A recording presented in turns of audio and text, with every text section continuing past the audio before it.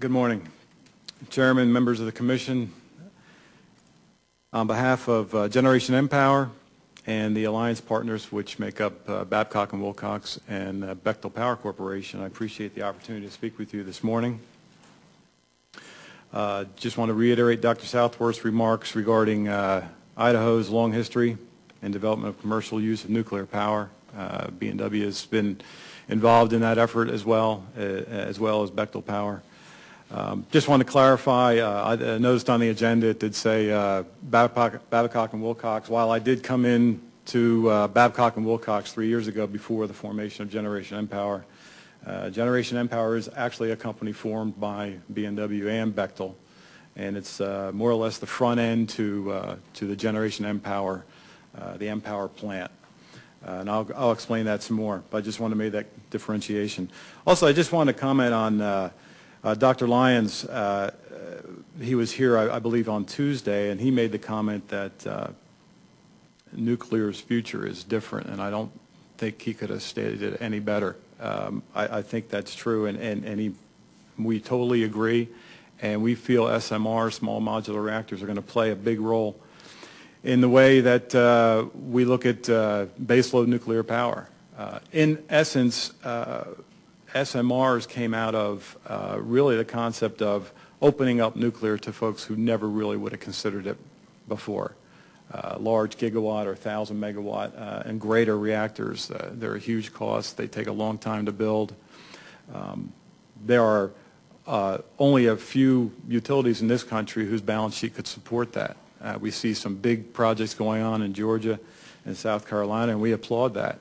But who's going to be the next one to be able to build a large reactor? Again, SMRs opens up, it introduces an option now to nuclear power to folks who never really considered it in the past. And what I want to do is just talk about what we're doing at Generation Empower, why we got into this, and what it means to the folks in Idaho. First of all, just a little bit about the LLC that I've transitioned under. It was formed 2 years ago between B&W and Bechtel. There's investment made by both sides, and it was really the way we looked at it was it was a marriage of a company that specializes in NSSS, or nuclear steam supply system components. B&W has a long history of doing that. Bechtel has a long history of building plants, building nuclear power plants specifically, doing site work, foundations, pouring concrete, building modular construction, things like that. The combination of B&W and Bechtel made a lot of sense. So that formation was made, that alliance was made about 2 years ago. And really the objective is to move this Generation 3 technology, this inherently safe light water reactor technology, in a smaller package, move it forward. And we knew that we couldn't do this unless we had a control on costs and schedule certainties. We've all seen the 104 reactors that were built in this country essentially were stick-built. There are plants that are actually built from the identical plans out there that if you go to those plants now today, they are as different as night and day, because they operate and maintain them differently. You can't do that, especially in a smaller concept, in a smaller design.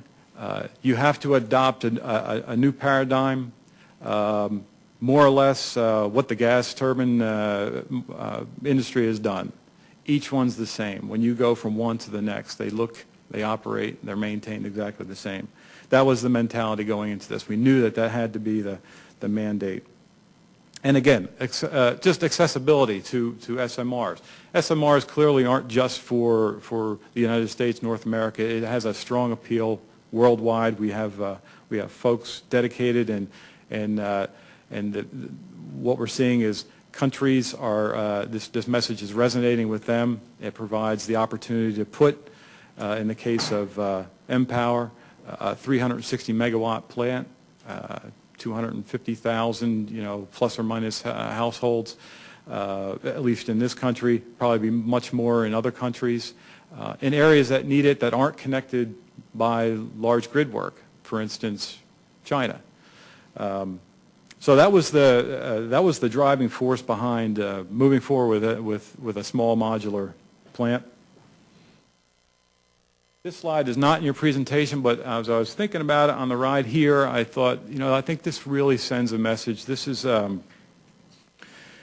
something that SMRs is not a new concept. It's been around a while, and B&W has been involved. I show two examples of that. There's the ship, the NS Savannah, which was a commercial ship that had a nuclear propulsion system designed by B&W, and the NS Otto Hahn, a German ship, which was actually an integral PWR, similar in concept to the M-Power plant that operated for about 10 years before being recommissioned as a non-nuclear ship, but it ran 10 years, essentially validating and proving the technology that it could be done. And interestingly enough, here we are 50 years later and looking to adopt this kind of technology. We've looked at it before, and we're just more or less taking what we've learned in the past and moving it forward and perfecting the technology. There was also some effort in the 80s for a small modular power plant for land-based military applications. Again, that design was never built, but again, it just added to more of the platform that B&W built on for the current M-Power design. So what is M-Power, and why do it, and where's the value? Why would you care? Well, first of all, there were really there's three main points here, and if we don't satisfy those three top, you're not in the game. You can't do 2 out of 3. It won't work. The capital cost has to be maintained. It has to be in check. You have to manage the cost and the schedule. Okay, the example there is the plants that were built in this country, all 104 reactors. If you look back, especially post-TMI, I worked at one of those plants.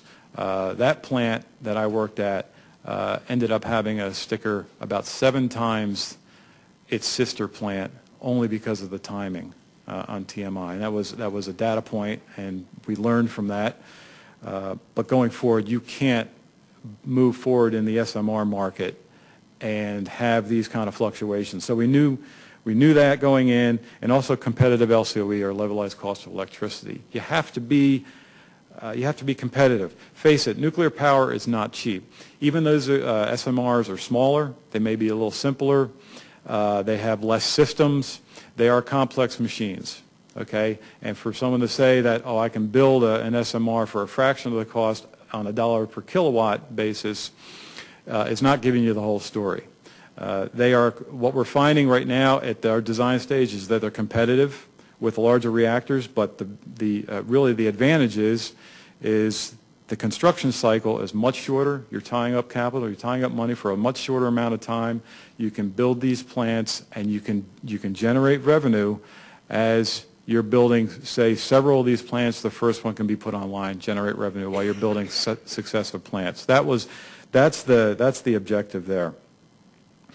And we also knew that if we're going to do this, we have to do it within the framework that the NRC is used to seeing, right? So it's light water reactor technology. It's generation 3+. The 3+ really indicates that this is an inherently safe machine. And I'll go into some of the details, but it is not reliant on AC power. It has no safety-related AC power. It has DC power only. There's some equipment that gets repositioned, some flow paths get established, and you walk away from it. And it has a certain coping timer. It can sit there and shut down and maintain itself in a cool configuration. Obviously, it has to be safe. Practical, we're using standard fuel as far as the array. It's shorter in size because of the size of the reactor. And it's also below grade. And you'll notice that a lot of the SMR vendors are adopting this. And there's a couple reasons. Seismic stability is one, but the NRC came out with something called the Aircraft Impact Rule post 9/11. The best way to address that is to put this thing underground and not make it a big target. And it shrinks the footprint, and it doesn't, it will also enhance public acceptance. It's not an eyesore. So in essence, and this happens to be a B&W unit on the left-hand side, and this is the M-Power reactor on the right-hand side. And just for size comparisons, the size of the entire M-Power module, if you will, on the right there, it's about the size of a steam generator on the left. But the point here is that all the components that you see on the left, the steam generators, the pressurizer, the control rod drives, the reactor coolant pumps, all those components, except for the reactor coolant pump motors, which you'll see on the top of our design, are inside. Okay, this simplifies it.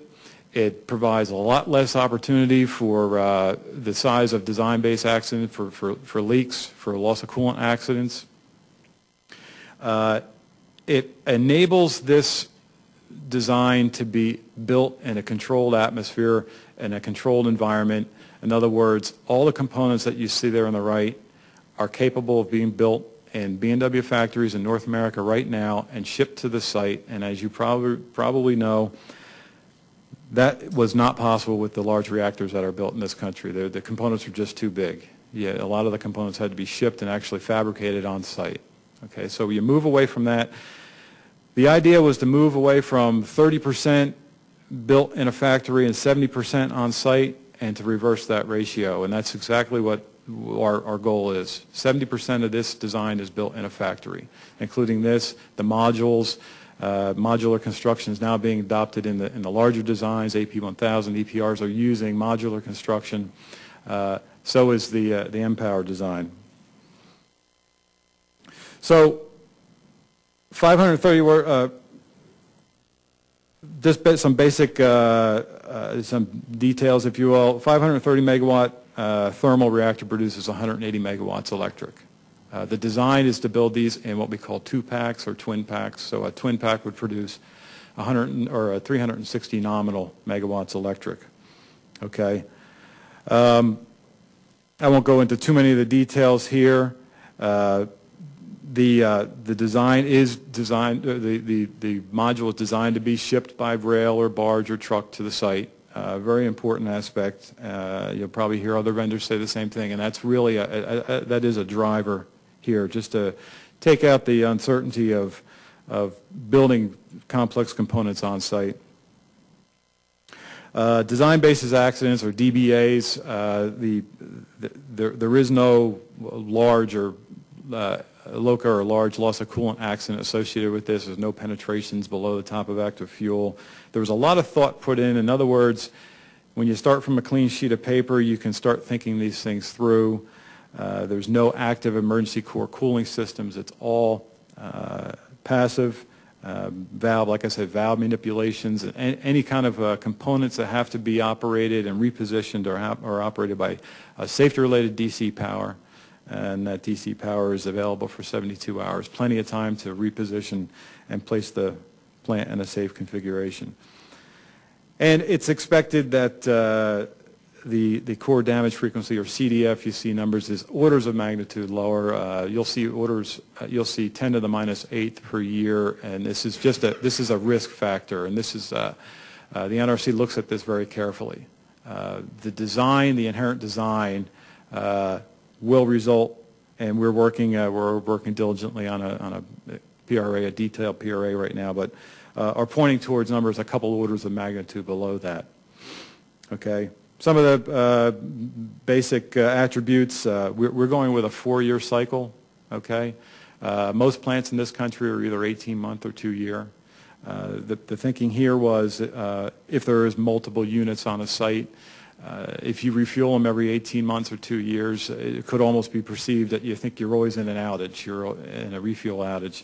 So the logic here was extend that fuel cycle and then design the plant so that it can sustain a 4-year cycle.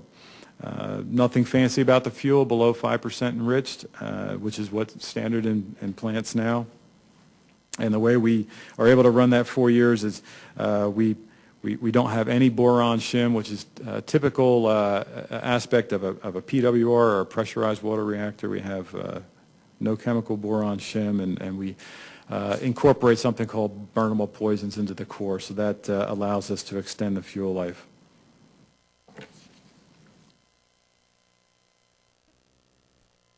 Just a kind of a snapshot of what the plant would look like. Again, these are built, the economics more or less support building these two at a time. Because this is underground and there's a lot of excavation, there are some shared systems we can take advantage of. So essentially what you're seeing is you're seeing two containments there. Again, fully underground, it's protected from external threats. Also included in that is, acts of terrorism. The security force, we're very cognizant of the role that security plays in a power plant. And while you can build a plant that's smaller, has a smaller footprint, if you don't reduce your O&M, and security is a big piece of it, that you might build a plant that's affordable to build but not affordable to actually operate and maintain. So we work very closely with our security folks. We keep the footprint small. You keep it close to the ground where you don't. This plant doesn't require any guard towers or anything like that. But it does have the required amount of setbacks and security fencing just around the nuclear island. I mentioned no safety-related AC power. It does have AC generators, diesel generators on site, but they're not safety-related. They're there just for backup power. 72 hours of batteries. If you recall, the events of Fukushima, which we, after that March of last year, I think everybody looked at their designs and said, where can we learn? And we weren't cavalier enough to say we've got everything covered. We didn't. We learned from a lot of those aspects, and some of the aspects were making sure you had backup power, and also you had what we call coping time. We have a 14-day supply of water that will be used to cool the plant down. In other words, 14 days before you have to make up any kind of coolant to what we call the ultimate heat sink. The interesting part was the spent fuel pool.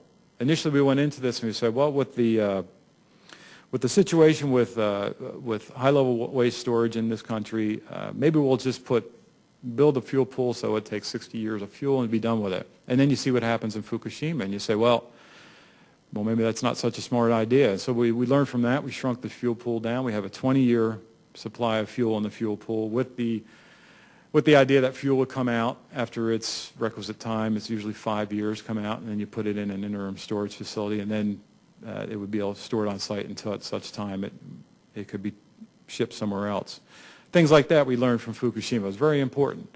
But for the most part, the robustness and the inherent safety and passiveness of the plant probably would have sustained and survived a Fukushima-type event.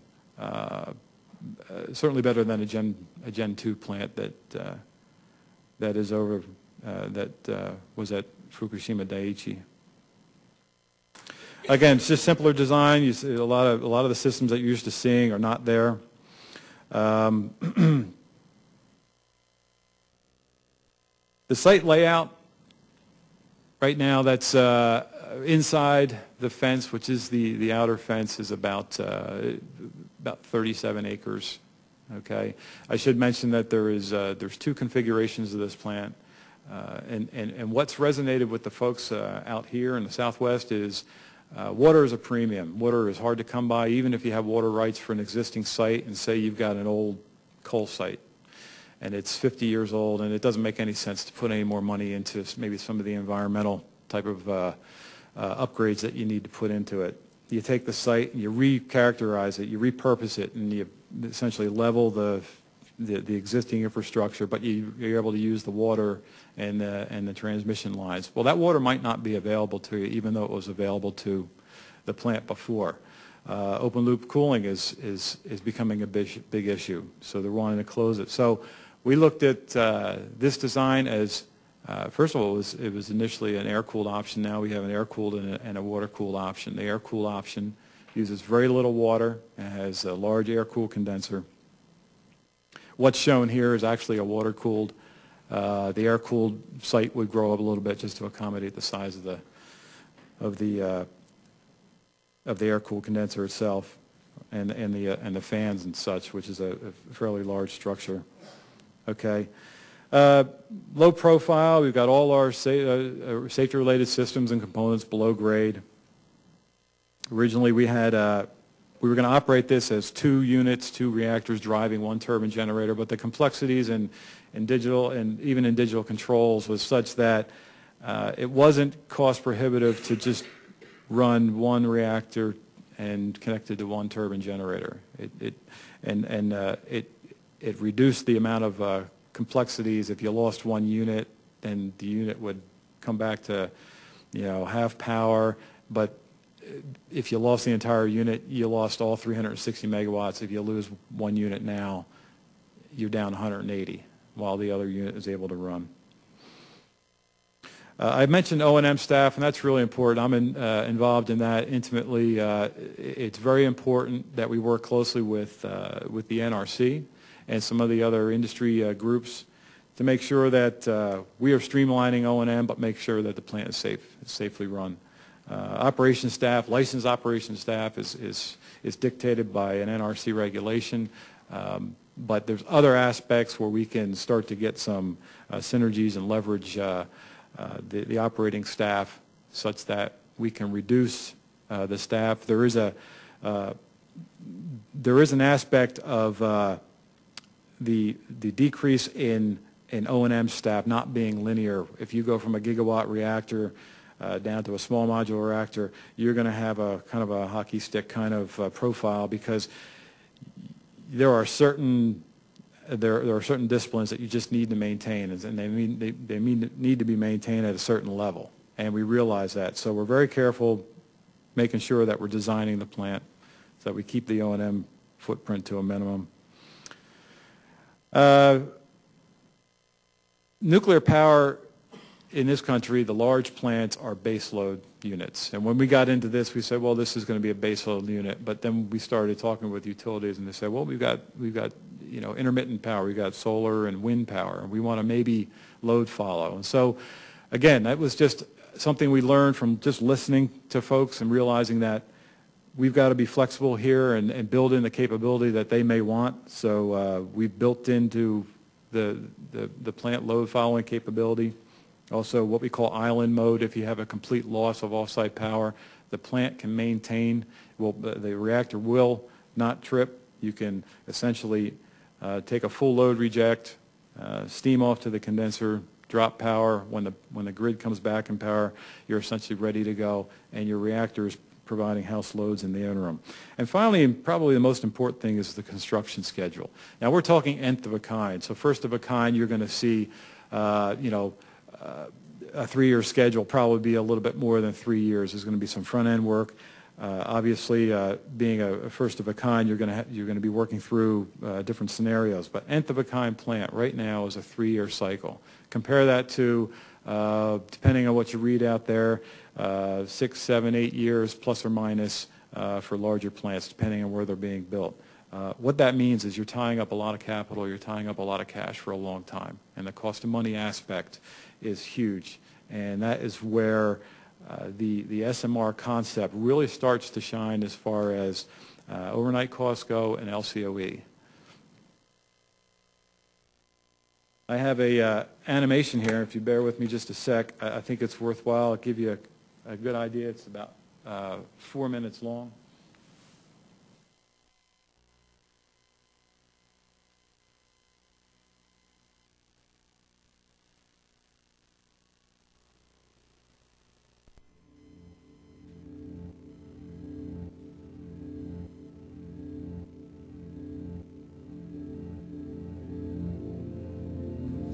This is something that back in the day could not be done when these plants were originally designed in the 60s and 70s. You can really appreciate the technology just involved in creating something like this. But this is essentially a flyby. This would be a 2-unit plant, okay? And what you're looking at here is some of the facilities outside, what we call outside the fence, outside the protected area.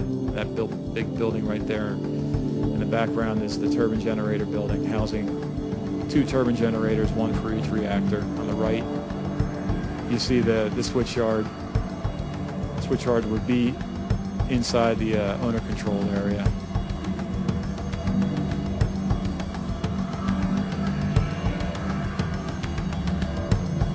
So a fairly neat, compact site.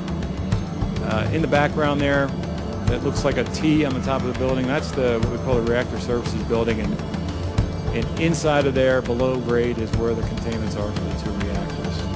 Okay, and now you can start to get a sense of the security. So you see most of the security around that building is where it should be.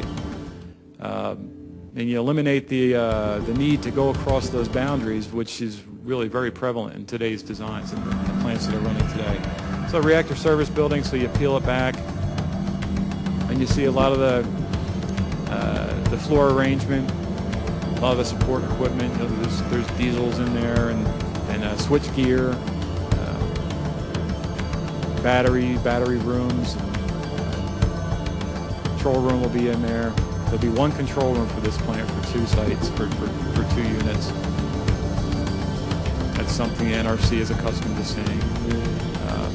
As we go down, peel it back, essentially what you see at the top is this elliptical building. That's where the 2 reactor containments are. And then in the foreground, you see essentially this is all there's some offices, some support equipment there, but you'll see as we keep going down, that'll reach a grade level that's higher than below the reactor containments. The reactor containments go down to about 135 feet below grade. Okay, now you can start to see that. You get a better idea of the 2 containments now. You see the hatches. In the middle is the shared fuel pool, some of the support equipment around there.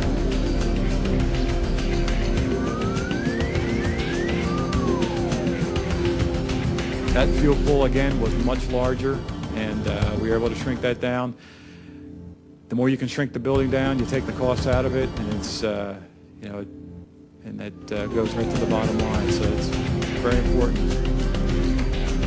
Looking at the containments now, the ultimate heat sink, which every plant has to have, is on top of the structure. It's a steel containment building.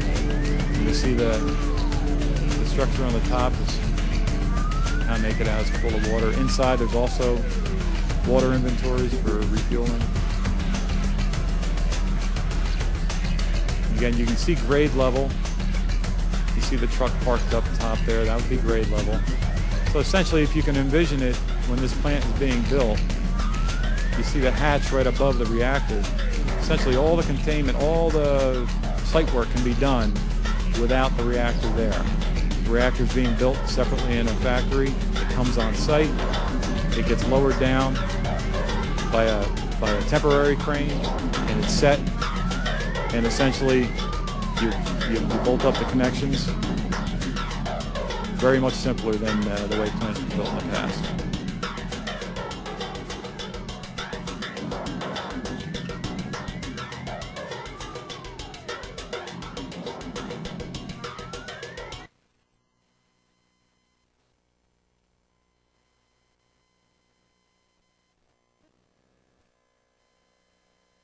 Next slide is on Fukushima, and I'm not going to talk about this in detail. I talked about it a little bit before, and really the lessons learned from Fukushima, that was a devastating event. There's no question about it.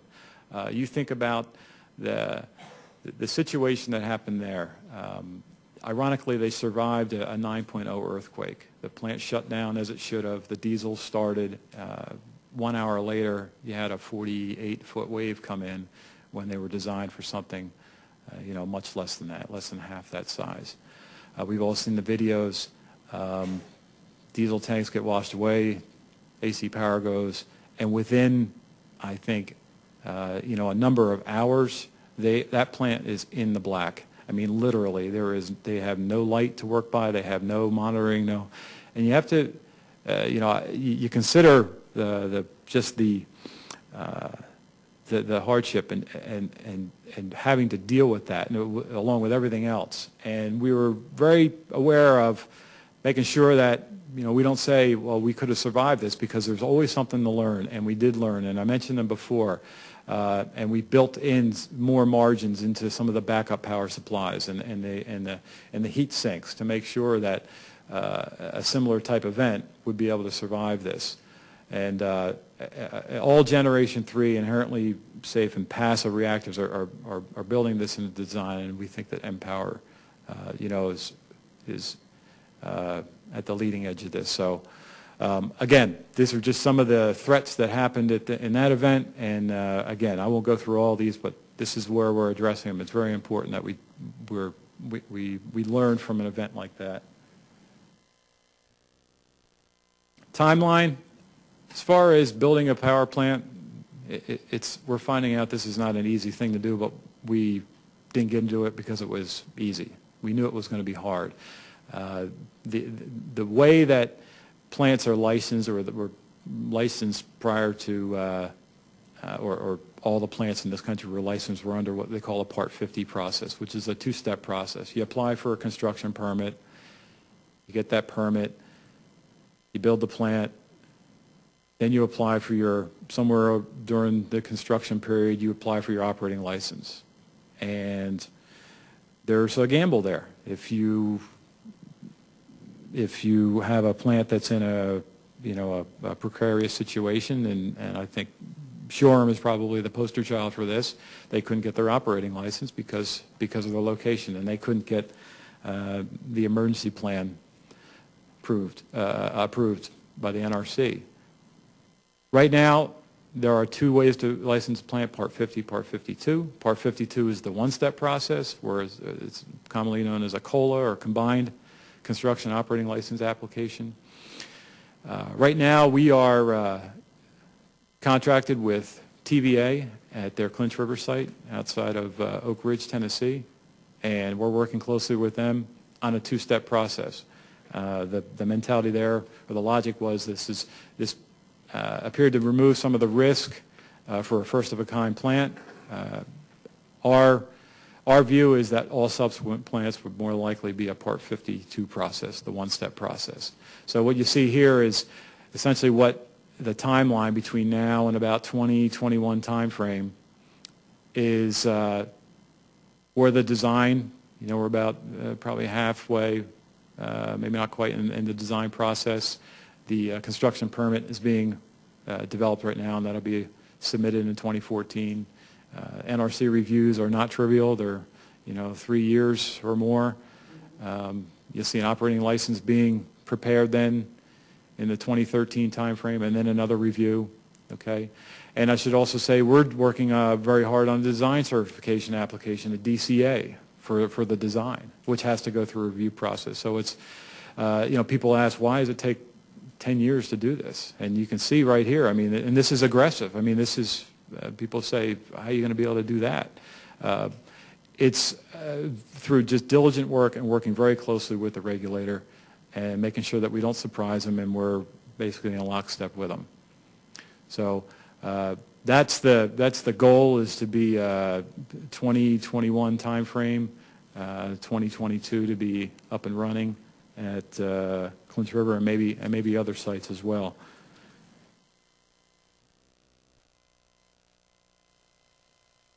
Along with obviously designing and figuring out how to fabricate this, there's a lot of testing being done, and we have $100 million being put into this program. And right here, this is an actual shot.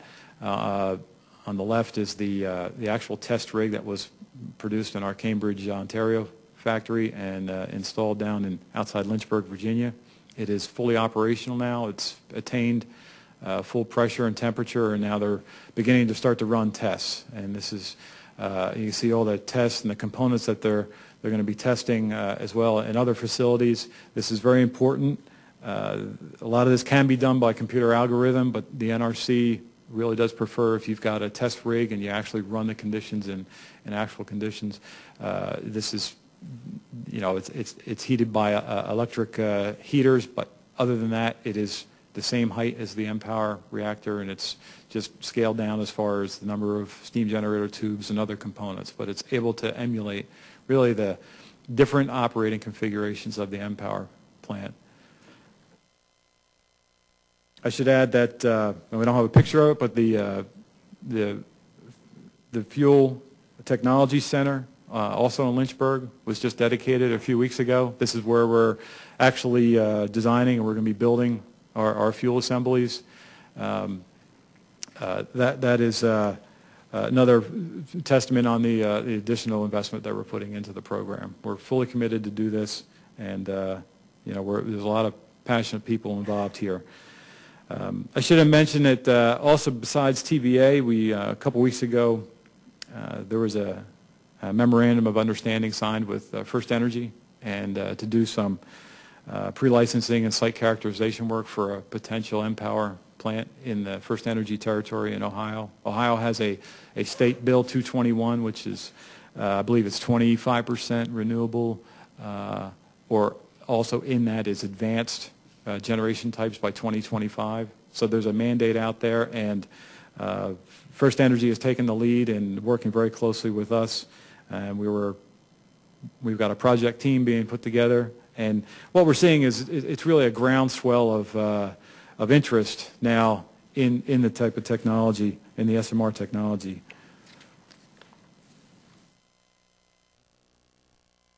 So in summary, this is kind of the so what slide. Okay, so you told me this, so why is this important to me?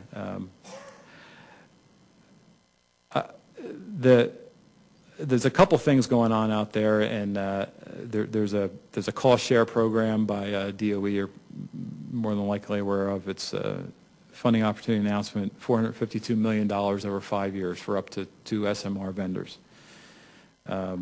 We have applied for that. There's an announcement anticipated in the near future. We're not sure where, but really that's a validation of the technology. This is a grant. This is the DOE going out and saying, we want to move this technology forward. I think that's a testament to what we're doing in the SMR industry, and that it is a viable option. It is opening the doors to to nuclear technology for people who probably wouldn't have considered it in the past. We were the leader in this technology, okay, and it's been over the years, it's been shipped offshore, and this is a real opportunity for us to reestablish ourselves. B&W is established in this country and in North America, and much of the work, much of the components that you see here would be actually fabricated in this country and Canada. So. As far as how can Idaho, how does this fit into Idaho's energy picture? B&W has a history of working with INEL and working with Bechtel as well, and have I think a good reputation there in the mixed waste project. We welcome the opportunity to work and continue to work with INEL, perhaps in licensing type of aspects of mPower. We think there's a lot to be gained by working with the lab, and we will look forward to that in the future. And with that, I'll conclude my remarks, and I'll take any questions that you have. Thank you. That was very informative and helpful, especially for those of us that aren't experts in this industry. We love the animation. That helped a bunch. Commission, questions? Please, Mr. Kotek. Thanks very much for your presentation. One of the things I noted in your presentation and in other things that we've read is that a lot of the activity that's going on in the nuclear industry seems to be going on in the southeastern part of the country.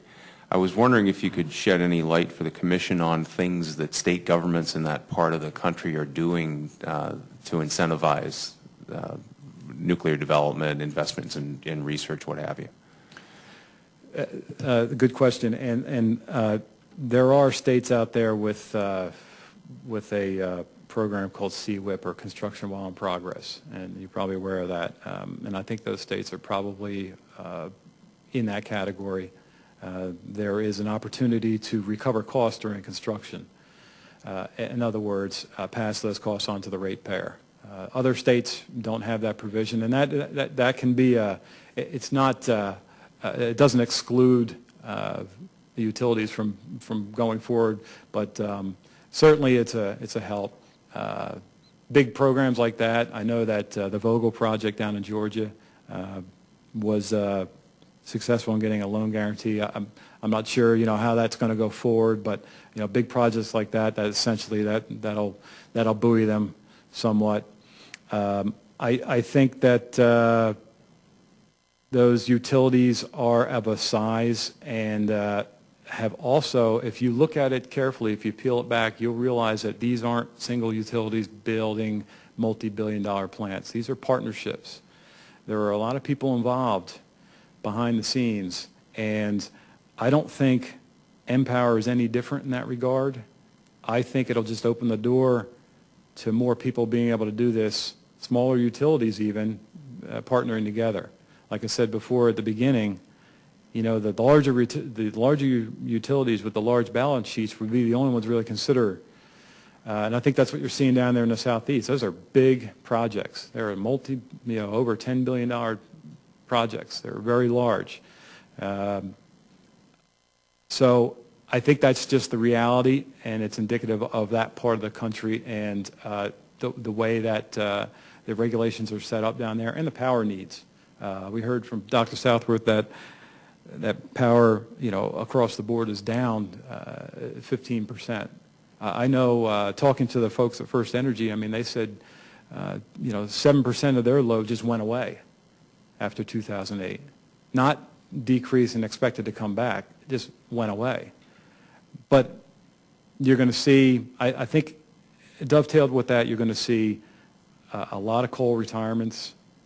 Coal is becoming kind of the four-letter word. There's a lot. There's a lot of EPA type of restrictions and legislation that's to come that we're not sure how that's going to work. And I know First Energy has come out and they've actually said we're going to retire this many megawatts of coal plants. What do you replace it with? Well, you can replace it with gas because gas is cheap. But the utilities know that gas not too long ago wasn't $2, it was $13. And you build a new CCGT plant and you can't afford to run it. So I think the reality is just what's indigenous down in that part of the country, but again, I think that this option opens it to other utilities in other parts of the country also partnering. Like I said, this is it's a smaller plant, but the costs aren't. The costs are more or less linear, but it's still a large investment. Thank you. Other questions? If I may, then I'd just like to ask a kind of a broad question. You got a sense from the last round of questioning of our interest in helping or trying to understand how Idaho measures up against other states, in particular how Idaho is viewed by industry. Any additional thoughts on what Idaho could do to, one, support the INL and what a role that we could play to be competitive in the eyes of industry nationally and as a state in what you're seeing as well? Any additional thoughts you have as we're trying to grapple with this question and position Idaho in the very best way we can? I would say that I think a lot of that was answered before. I would just say that in the case of, just speaking from Generation Empower, that I think it's just a matter of starting that dialogue, getting that dialogue started early. Again, this FOA announcement is obviously going to be a big piece. Everybody's kind of waiting and see what's going to happen there.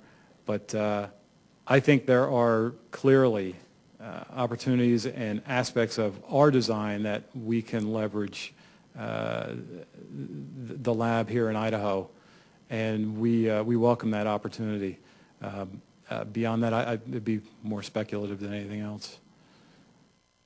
That's very fair. Thank you for being here today. We really appreciate your time. Oh, Admiral, one more question. No, thank you, Mr. Chairman, and thank you, John, for your presentation. What is it about the Clinch River site in Tennessee that makes it the attractive place to start with this technology? And do you have a sense as to how many of these we have to build in the U.S. before the cost would be appropriate for a market like Idaho? And you know the West history of cheap hydro, lower population density, those kinds of things. Right, right. First, as far as Clinch River, I think a lot of people recall that was going to be the site of the first breeder reactor, the Clinch River breeder reactor on right. It's literally, I think it's 10 minutes from Oak Ridge.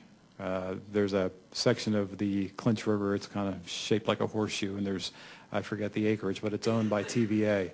When we approached TVA, when we started that conversation, it seemed to be, the site just seemed just appropriate because it was there, it had been sited for a plant, it's, it's stable. They actually dug a foundation for the breeder reactor, and as you know, that ended up eventually getting canceled.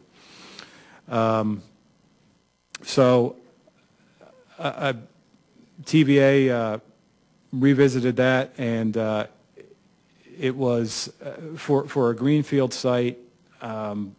Again, I should probably just back up at greenfield versus brownfield. The popular thinking would be that a brownfield site, in other words, building a plant on an existing nuclear site makes a lot more sense. But we're actually doing analyses of that, and we're going to be able to find out if that's truly the case. Clinch River, for all intents and purposes, is a greenfield site. So there are going to be, added costs there, but again, we're not sure. As far as how many before we hit what we call nth of a kind, where these costs level out. You look at different industries, and when they're building, when they've got big projects, how many does it take? Does it take 2, 4? We believe that once we get into probably the second to third 2-pack, we're going to have costs wrung out, and we're going to see the efficiencies. I see, there's indications in other industries, and I won't go into that, but where they see within 2 or 3 large projects, a significant amount of cost coming out of it. And I think we're going to, that's our expectation, without putting a number on it, saying, 6 units, 8 units, whatever, we're going to be at that level. But I think our expectation is by the time we build that second 2-pack, we're going to be on our way to figuring out where that curve is going to start to level off. Please. Thank you, and thank you, Mr. Chairman. There's always the talk, at least I hear the talk about the energy needs and the energy reliability needs of government infrastructures, particularly in the Department of Defense. But obviously, in some cases, DOE laboratories are big power consumers with large light sources and other devices like that. Have there been any work done on long-term purchase power agreements from those kind of entities to help move this technology forward, underwrite and reduce the financial risk? I think what I can say without maybe getting in trouble is there's no mystery or that Oak Ridge is close to Clinch River. And Oak Ridge is a very large, if not the largest, user of power. So that's certainly in the realm of possibility. There is a mandate out there. An M-Power plant powering up Oak Ridge would satisfy about 40% of DOE's entire, green energy for across all labs. So that is certainly an aspect of this that is not lost on this whole project and the process down there at TVA. I would also add that we are in dialogue with Department of Defense. It is something that's on their radar for sure. Empower got its start from a study that was done actually for the Air Force, and they asked B&W to look into a small modular plant, and it was actually the Empower plant is now a variation of that. It was a small 50 megawatt plant. It's grown into the 180 that it is now.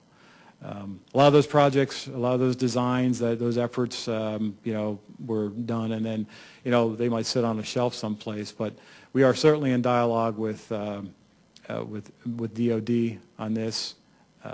Again, what the driving force is there is the stability of the electrical grid, the reliance on an aging infrastructure, and also the volatility of fuel.